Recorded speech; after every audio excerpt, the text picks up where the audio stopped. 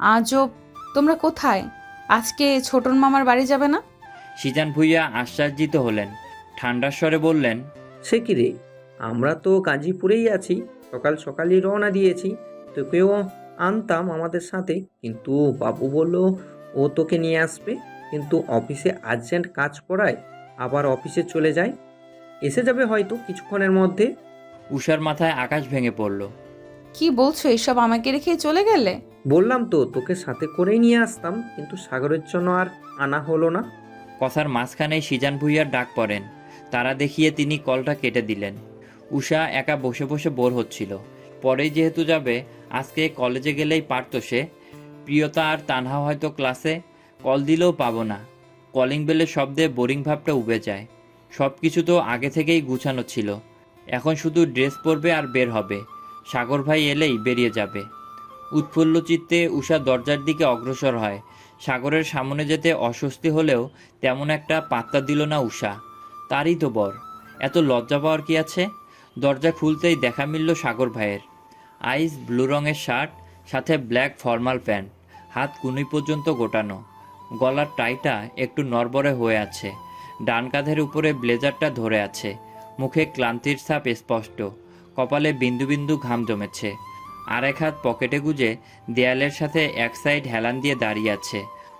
মোটা ভ্রুজোড়ার নিচে থাকা গম্ভীর চোখ দুটো উষাকে পর্যবেক্ষণ করছে তীক্ষ্ণ দৃষ্টিতে। এতেই উষা মুগ্ধ। তার ব্যক্তিগত পুরুষকে এত সুদর্শন হতে হবে কেন? এভাবে ঘুরে এসেছে বাইরে, কত মেয়েরা না জানি কুনজর দিয়েছে। অফিসেই তো যায়, এত সেজেগুজে যাওয়ার কি আছে? হয়েছে? চোখ দিয়ে গিলে খাওয়া শেষ হয়েছে নাকি আরও দেখবি? দেখলে সাথে বেডরুমে চল, আমাকে সর্বাবস্থায় দেখার রাইট তোর আছে। দেখতেই তো চাচ্ছিস। ট্রাস্ট মি সুইট বি, এই ব্যাপারে একটু কৃপণতা করব না। এখন এইভাবে এক রূপে দেখলি রুমে চল, আরেক রূপে ধরা দিব। সাগরের পুরুষালী মোটা কণ্ঠের গম্ভীর স্বরে সন্ধিহান ফিরে পায় উষা। সঙ্গে সঙ্গে দৃষ্টি নত করে নিল সে। কি অসভ্য পুরুষ মানুষ, মুখের লাগাম নেই। লজ্জা লাগছে উষার। এই বেহায়া পুরুষের দিকে এভাবে তাকিয়ে থাকার কি দরকার ছিল? এখন কতগুলো কথা শোনালো। উষা একপাশে সরে দাঁড়ালো। সাগরকে ভিতরে আসার জন্য জায়গা করে দিল। বিড়বিড় করে বলল, অসভ্য ইতর নির্লজ্জ বেটা।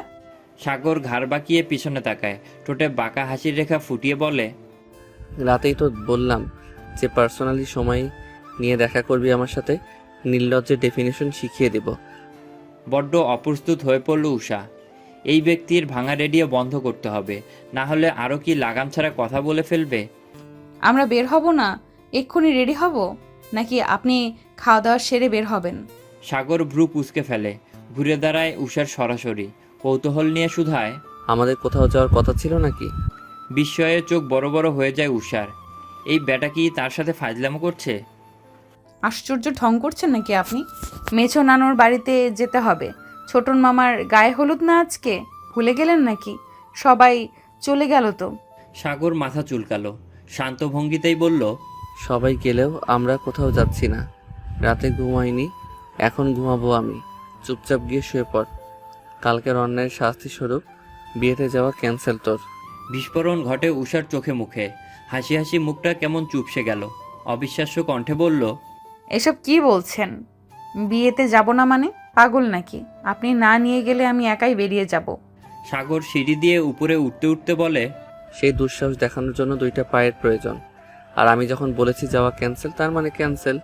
নো মোর ওয়ার্ডস। উষা হতবম্বের ন্যায় তাকিয়ে থাকে সাগরের গমন পথে। সন্ধে 7টা। আকাশে চলতে থাকা সূর্যের আধিপত্যের সমাপ্তি ঘটেছে আরও অনেক আগে। এখন ধরণীতে অন্ধকার নেমেছে। আকাশে চাঁদের দেখা নেই। সোডিয়ামের আলো ব্যতীত বাহিরটা ঘুটঘুটে অন্ধকারে ঢাকা। গালে হাত দিয়ে বসে আছে উষা। এই পর্যন্ত 2বার সাগরের রুমে গিয়েছে বিয়েতে নিয়ে যাওয়ার জন্য, কিন্তু সাগর নিবে না, আর এটাই ফাইনাল। অবশেষে ক্ষুণ্ণ মনে এসে বসলো বিছানায়। এখনই সাগর তড়িঘড়ি করে ঢুকলো উষার রুমে। উষা হঠাৎ সাগরকে দেখে ভরকে গেলেও মানিয়ে নিল নিজেকে। আগেকার ন্যায় বসেই রইল। সাগরকে দেখেও উঠে দাঁড়ালো না। সাগর রুমে ঢুকেই গম্ভীর স্বরে বলল, বিয়েতে যেতে চাস? উষার চোখ মুখ খুশিতে চকচক করছে। উপচে পড়া হাসি নিয়ে সে মাথা দুলালো, মানে যাবে। সাগর তপ্ত নিঃশ্বাস ফেলল। বেশ, নিয়ে যাব, তবে শর্ত আছে একটা। আর তুই আমাকে শর্ত মানার রায় দিলেই আমি নিয়ে যাব। উষা খুশিতে গদগদ হয়ে বলল, সব শর্ত মেনে নিব, একেবারে সব শর্ত। ভেবে বলছিস তো? 100%। সাগর আর কিছু বলল না। উষাকে রেডি হতে বলে কুটিল হাসি দিয়ে বেরিয়ে গেল রুম থেকে। নেহালকে ফোন করলো সঙ্গে সঙ্গে। নেহু, আমি বিয়েতে যাচ্ছি। ইচ্ছে না থাকা সত্ত্বেও উষাকে নিয়ে যাচ্ছি, তুই যেতে চাস? ইচ্ছে ছিল বাট যাব না। আমি গেলে গালিবকেও সাথে নিতে হবে, না নিলে কেমন দৃষ্টিকটু দেখায় না ব্যাপারটা। আর জানিসই তো মামা গালিবের কেমন ভক্ত। আলাদা করে দেওয়া তো দিয়েছে, কিন্তু ফিদানটাই মূল সমস্যা, ওকে তো পরে নিতে হবে। না না, তুই থাক। ওর জন্য এখন চলে যাচ্ছি বিয়ে বাড়িতে। আর তুই বলছিস সাথে নেওয়ার কথা? No way. বলেই কল কাটে। সাগর সত্যি উষাকে নিয়ে বিয়েবাড়িতে যেত না, কিন্তু ফিদান ফুপুর কাছ থেকে বাসার অ্যাড্রেস নিয়েছে। এখন সে বাসায় আসছে। তাই তো সাগর উষাকে নিয়ে তড়িঘড়ি করে ঢাকা ছাড়ছে। রাত 11টা নাগাদ গাজীপুরে এসে পৌঁছালো সাগর আর উষা। বৃহস্পতিবার হওয়ায় রাস্তায় জ্যাম ছিল প্রচুর। সাপ্তাহিক ছুটির দিন, তাই সকলেই ঘরমুখী হচ্ছে। রাস্তায় ভিড় তো থাকবেই, তাই তো দেরি হলো। গাড়িতে দুজনের তেমন কোনো কথা হয়নি। সাগরের আদেশেই চুপ ছিল উষা। বাড়িতে সবাই জানতো আজকে সাগর আর উষা আসবে না। হঠাৎ করে দুজনকেই দেখে সকলেই বিস্মিত হয়, খুশিও হয় অনেক বেশি। সাদাফের গ্যাংটা পরিপূর্ণ হলো এবার। এতদিন পর ছেলে মেয়েকে দেখতে পেয়ে আনন্দের সীমা নেই লিপি বেগম আর মারিয়া জামানের। দুজনেই ছেলে মেয়েকে আদর করলেন কিছুক্ষণ। ওদের আড্ডার মাঝেই সাদাফ হলুদ আর রং এনে মাখিয়ে দেয় উষাকে। কুত্তা বিলাই, তুই কি করলি এটা? আমার নিউ ড্রেস একেবারে শেষ করে দিলি। ঠিক হয়েছে, দেরিতে আসবি কেন তুই? তোর আসার কথা আরও আগে। আমার আজকের আনন্দটাই মাটি করে দিলি। তুই আমার ক্রাইম পার্টনার, তোকে ছাড়া আমার জমে? ওই শাকসুনি তো শুধু ঝগড়াই করে। ছোটন ফোরন কেটে বলে, ওকে, তো গৌরবে চুবিয়ে আনতে হবে মামা। চুপ্পুর মার শাস্তি এটাই। উষা রাগে গজগজ করতে করতে বলল, এক মাঘে শীত যায় না, আমিও মজা বোঝাবো তোমাদের। ওদের কাণ্ড দেখে সকলেই মন খুলে হাসতে থাকে। মাঝপথে বড় মামি এসে বলে, বাবা, তোমাদের জন্য উপরের ঘরটা ঠিক করেছি। আর কোনো রুম খালি নেই। স্বামী স্ত্রী একই রুমে থাকতে হয়, একই প্লেটে খেতে হয়, একই বালতিতে গোসল করতে হয় এবং একই কম্বলের নিচে ঘুমাতে হয়। তাহলেই মহব্বত বাড়ে। অগ্রাহ্য করো না, এইসব কিন্তু আমাদের নবী রাসূলের কথা। তাই একই রুমে থাকার ব্যবস্থা করেছি। উষা বেশ লজ্জা পেল। ঘরভর্তি মানুষের সামনে এমন কথা বলতে হয়? লজ্জায় গাল দুটো পাকা টমেটোর মতো লাল হয়ে আছে। সাগর অপ্রস্তুত হয়ে হেসে মাথা চুলকায়। তারও একটু একটু লজ্জা লাগছে, এমনিতেই কতদিন পরে দেখা। তোমাদের ব্যাগপত্র শানু উপরে নিয়ে গেছে, যাও তোমরা রেস্ট করো। উষা উঠে দাঁড়ায়। আমাকে গোসল করতে হবে। নাহিদ ভুইয়া সহ ভুইয়া বাড়ির বাকি সদস্যরা এক সুরেই বলে ওঠে, ঠান্ডা লাগবে, এই রাতে গোসল করার কি দরকার? ধুয়ে নিলে আর জামা চেঞ্জ করে নিলেই তো হয়। উষা শুনল না। সাগরকে রেখেই রুমের উদ্দেশ্যে পা বাড়ায়।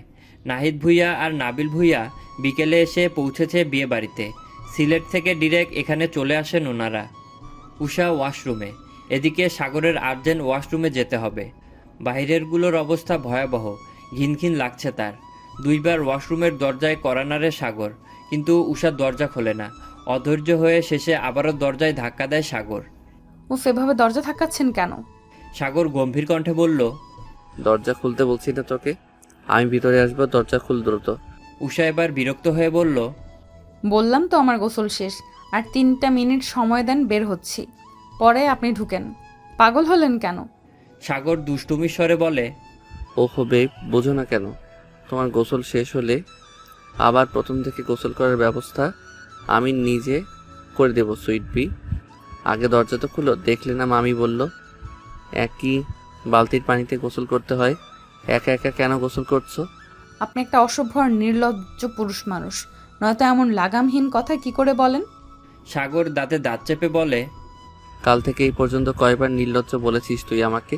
বের হ আজকে ওয়াশরুম থেকে। তোকে যদি আমি আজকে নির্লজ্জের ডেফিনেশন না বুঝাই তাহলে আমার নামও রিফিতিহাত ভুইয়া সাগর না। তো আমরা কখন বললাম আপনার নাম রিফতিহাত ভুইয়া সাগর?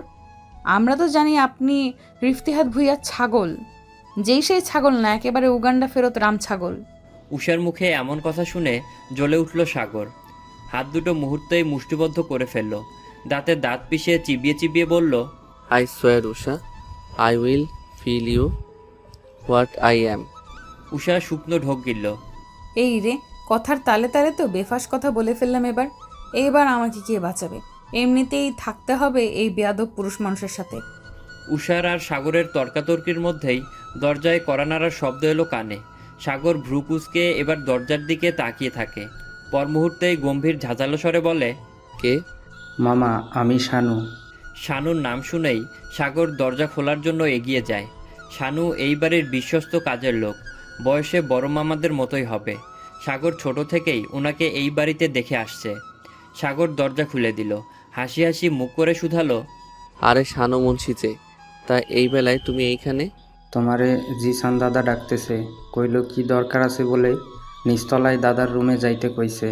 মামা আমি যাই। হ্যাঁ, আর আমার অনেক কাজ পইরা আছে। আবার যত রাইতই হোক ওই বাড়িতে ফিরতে হইব। বউ আমার লাইগা অপেক্ষা করব। সাগর টিপ্পুনি কেটে চোখ দিয়ে দুষ্টু ইশারা করে বলে, কি মামা, বয়স তো কম হয় নাই, এখন এত রোমান্টিকতা? তুমি তো দেখি মিয়ার রোমান্টিক হুজুর। শানু মুন্সি লাজুক হাসে। ওই আর কি, যাই তাহলে মামা। হ্যাঁ যাও। ছোটনের বিয়েটা গ্রামের বাড়িতেই হচ্ছে। গ্রামীণ পরিবেশে সাধারণ গ্রাম্য বিয়ের মতোই, কিন্তু আয়োজন অনেক। সাগরের মেঝো চাচিদের গ্রামের বাড়ি একতলা বিশিষ্ট, তবে বাড়িতে রুম আছে অনেকগুলো। বিশাল জায়গা নিয়ে করা এই বাড়িটা।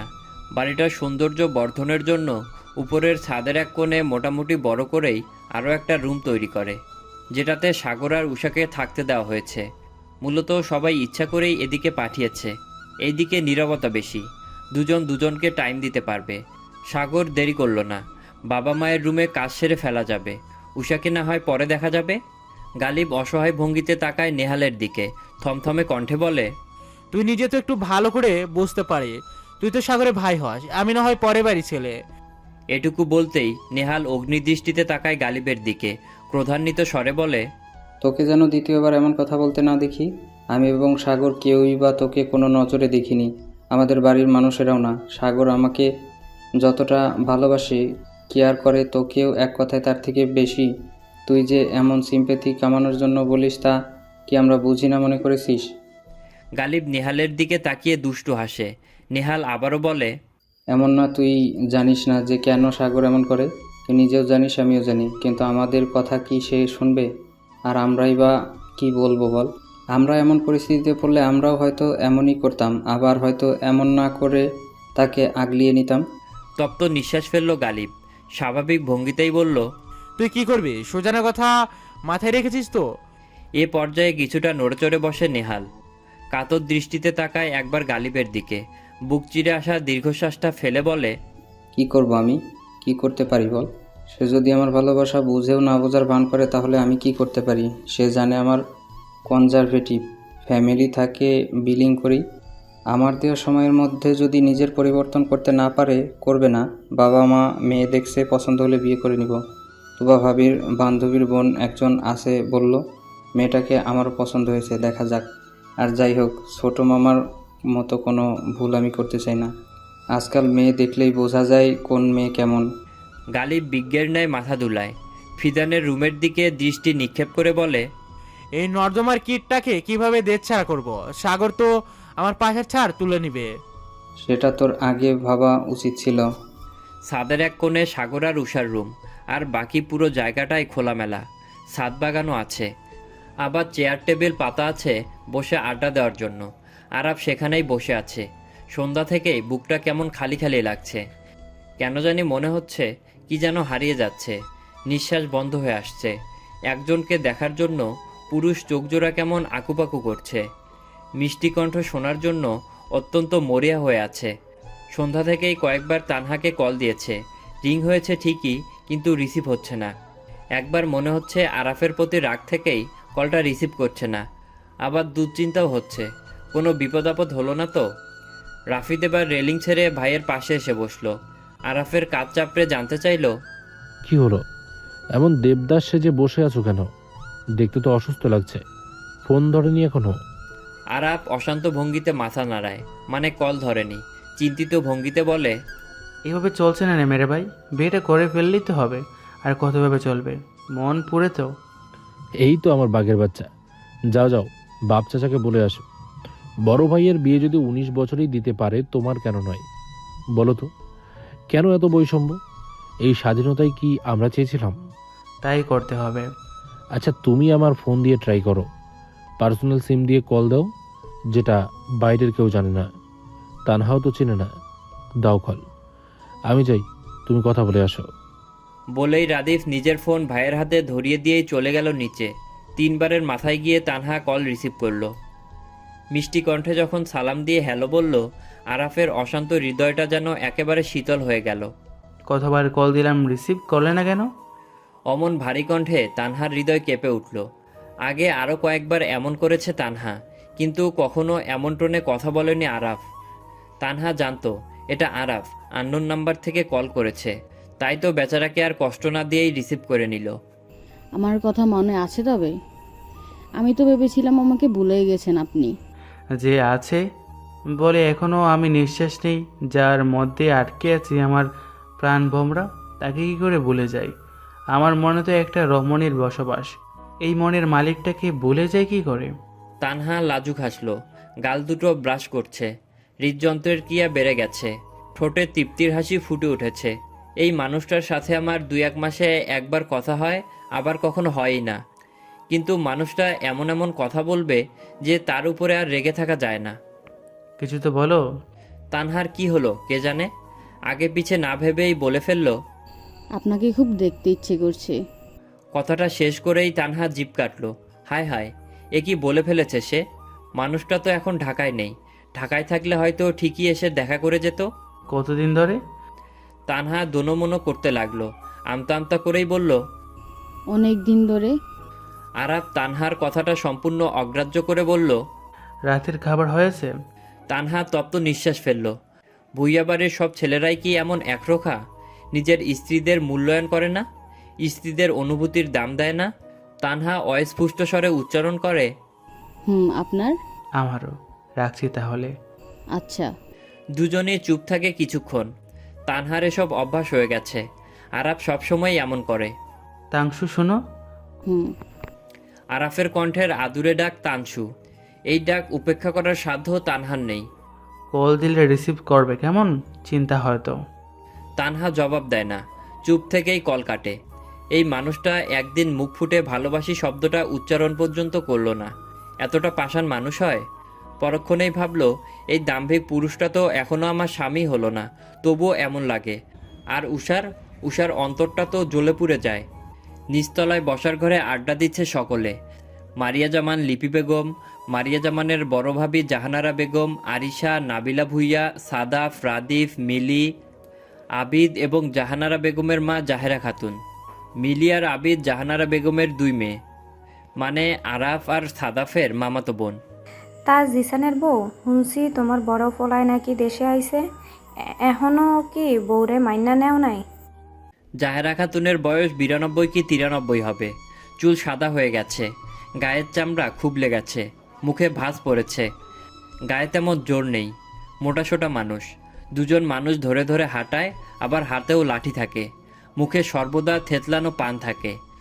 আগেরকার যুগের মানুষ, কথাবার্তায় তেমন কোনো লাগাম নেই বললেই চলে। লিপি বেগম একবার তাকালেন মারিয়া জামানের দিকে। মারিয়া জামান চোখ দিয়ে ইশারা করে আশ্বস্ত করলেন, জি মাওয়াই মা এসেছে, এখানেও এসেছে কিছুক্ষণ আগে। ঠিক সেই সময়ে উষা সিঁড়ি বেয়ে নিচে নামে। লাল কালো মিশেলের আড়ঙের একটা 3 পিস পরা, যেটা গত ঈদে চাচু কিনে দিয়েছে। লাল রঙে উষাকে মানায় বেশ।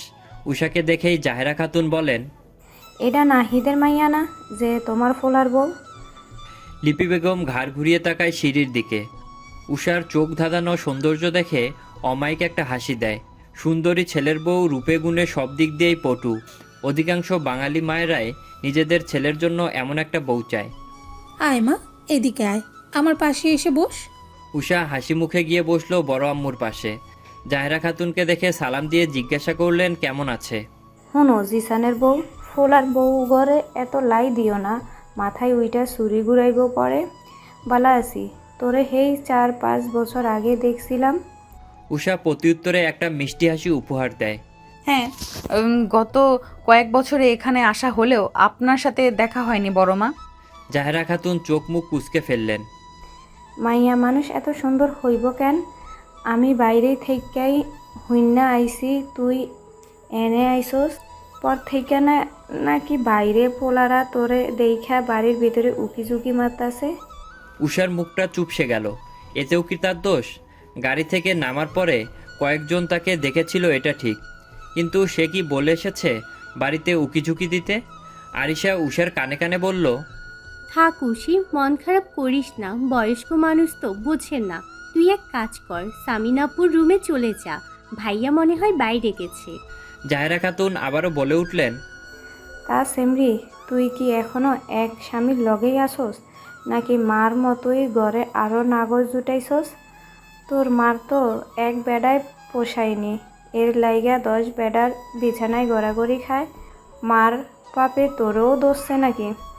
উপস্থিত সকলেই আটকে ওঠে জাহেরা খাতুনের এমন কুরুচিপূর্ণ কথায়। উষার মুখের দিকে তাকানো যাচ্ছে না। আর কত, নিজের মায়ের জন্য আর কত তাকে কথা শুনতে হবে? শেষমেশ এমন অশ্লীল কথা। চোখের কার্নিশ বেয়ে তপ্ত জল গড়িয়ে পড়ল। উঁচু মাথাটা নিচু হয়ে গেল। লিপি বেগম, মারিয়া জামান দুজনের মুখই গম্ভীর হয়ে গেল। নাবিল্লা ভুইয়া অগ্নিদৃষ্টিতে তাকিয়ে আছে জাহেরা খাতুনের দিকে।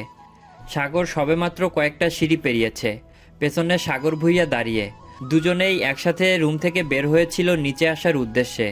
জাহেরা খাতুনের কথা শুনে মাঝপথেই থেমে গেলেন তারা। সাগরের চোয়াল শক্ত হয়ে গেল। হাত দুটো মুষ্টিবদ্ধ করে নিল সঙ্গে সঙ্গেই। সিজান ভুইয়া আতঙ্কিত নয়নে তাকালো ছেলের দিকে।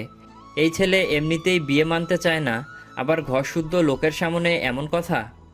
জাহানারা বেগম নিজেও হকচকিয়ে উঠলেন মায়ের এমন কথায়। তিনি উষাকে অনেক বেশি স্নেহ করেন। বলতে গেলে উষার মায়ের কারণেই উষার প্রতি তার এত ভালোবাসা। নিজের মায়ের মতোই দেখেন সে। মায়ের দিকে চক্ষু লাল করে তাকালেন, রাগ দেখিয়ে বললেন, এসব কি বলছেন আম্মা? উষা এরকম মেয়ে না, আপনার নাতিদের থেকে যথেষ্ট ভালো, ভদ্র।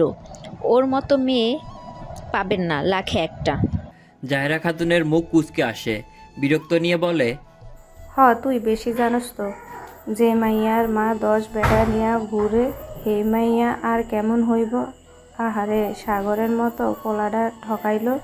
লিপি বেগম জাহেরা খাতুনের দৃষ্টি পর্যবেক্ষণ করে তাকায় পেছনে।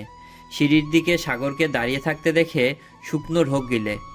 তোর জামাই তো এতদিন বিদেশেই আসিল, দেশটা তো মনে হয় ভাইজা খাইছস। আপনি যদি আর একটাও বাজে কথা বলেন, আমি সত্যি ভুলে যাব আপনি আমার কি হন বা আমার সাথে আপনার সম্পর্ক কি। আমার স্ত্রীর ব্যাপারে কথা বলার আগে 20 বার ভেবে নেবেন। আমার স্ত্রীর সম্মান মানে আমার সম্মান, আমার সম্মান মানে আমার স্ত্রীর সম্মান। আর আমার সম্মানে কেউ হাত বাড়াবে, কলঙ্কিনী করবে বা মিথ্যে অভিযোগ করবে, সেটা আমি বরদাস্ত করব না। খারাপ হলেও আমার স্ত্রী, ভালো হলেও আমার স্ত্রী। আমার স্ত্রী কোনো রাস্তার মেয়ে নয় যে তার চরিত্র নিয়ে যা তা বলবেন আপনি। আপনাকে সে অধিকার দেওয়া হয়নি। আর না, আমার স্ত্রীর পারিবারিক শিক্ষার অভাব আছে। তার বাবা, চাচা তাকে ওই কলুষিত মহিলার ছায়া থেকে দূরে রেখেছে। বিয়ের আগে উষা তার বাবার পরিচয়ে ব্যস্ত, কিন্তু এখন আমার পরিচয়ে বাঁচে। আমি আমার স্ত্রীকে ওই ধরনের চলাফেরা করার সাহস দেইনি। আমার স্ত্রী যদি আগে 12 পুরুষ ভেজেও আমার কাছে আসে, সমস্যা নেই, কিন্তু আমার সাথে জড়ানোর পরে খারাপ কিছু করেছে কিনা সেটাই মুখ্য ব্যাপার। সংসার করলে আমি করব, আপনি না। আপনি এত কথা বলার অধিকার কোথায় পান? অধিকার বাদ দিলাম, সাহস হয় কি করে? উষা নাহিদ ভুইয়ার মেয়ে, পরে আগে আমার স্ত্রী। রিফতিহাত ভুইয়া সাগরের স্ত্রী। মারি কাটে অপমান করে যাই করি না কেন, সম্পূর্ণ অধিকার আমার নিজের। উষার বাপের অধিকার নেই আমার স্ত্রী সম্পর্কে কুমন্তব্য করার। সিজান ভুইয়ার চোখে পানি, তবুও তিনি হেসে ফেললেন। উষা সেই যে মাথা নত করে চোখের জল ফেলছে, সাগরের কণ্ঠস্বর কর্ণকুহর হওয়ার পরেও চোখ তুলে তাকায়নি। এই যে ভরা মজলিসে সকলের সামনে উষাকে নিজের স্ত্রী বলে স্বীকার করেছে, তাতেও কোনো ভ্রুক্ষেপ হলো না। অথচ অন্য সময় সাগর এমন করলে হয়তো খুশিতে মরেই যেত। উপস্থিত সকলে সাগরের কথায় খুশি হলেও জাহেরা খাতুন খুশি হতে পারলেন না। মুখ বেঁকিয়ে অন্যদিকে চেয়ে রইলেন। সাগর আর দাঁড়ালো না সেখানে। উষার দিকে অগ্নিদৃষ্টি নিক্ষেপ করেই বাইরের দিকে হাঁটা ধরলেন। যেতে যেতে ঘরের কোণে থাকা ফুলের টবটায় একটা লাথি মারে। কাচের টবটা ঝনঝন শব্দ করে ভেঙে টুকরো টুকরো হয়ে ছড়িয়ে ছিটিয়ে পড়ে মেঝেতে। সারা ঘর জুড়ে কাঁচ ভাঙার ঝনঝন শব্দ। লিপি বেগম আর মারিয়া জামান আঁতকে উঠলেন। অতি বিস্ময়ে তারা হাত দিয়ে মুখ ঢেকে নিলেন। সাগরের ভয়াবহ রাগ সম্পর্কে তাদের ধারণা আছে, কিন্তু উষার ক্ষেত্রে যে এতটা রেগে যাবে কখনো ভাবেনি ওনারা। সাগর সকলের দৃষ্টি উপেক্ষা করেই ঘুষি বসালো দেয়ালে। ঘাড় ঘুরিয়ে আবারও রাক্ষসের মতো চোখ মুখ করে তাকালো উষার দিকে আর নিজের জন্মদাতা পিতার দিকে। রাফিদ নিজেই কথা শোনানোর জন্য প্রস্তুতি নিচ্ছিল। নিজের ভাইকে বলতে দেখে আর কিছু বলল না। মনে মনে বেশ খুশি হয়েছে সে। উষা হাঁটুতে মুখ গুজেই সেই যে কান্না শুরু করেছে, থামছেই না। যেই কান্না বুক চিরে আসে সেই কান্না কি সহজে থামানো যায়? সাবিন মাথায় হাত বুলিয়ে দিচ্ছে। মাহিদ নিজেও কান্না করতেছে। তার উষা আন্টি কান্না করছে কেন? তাই তার চোখ দিয়েও পানি পড়ছে।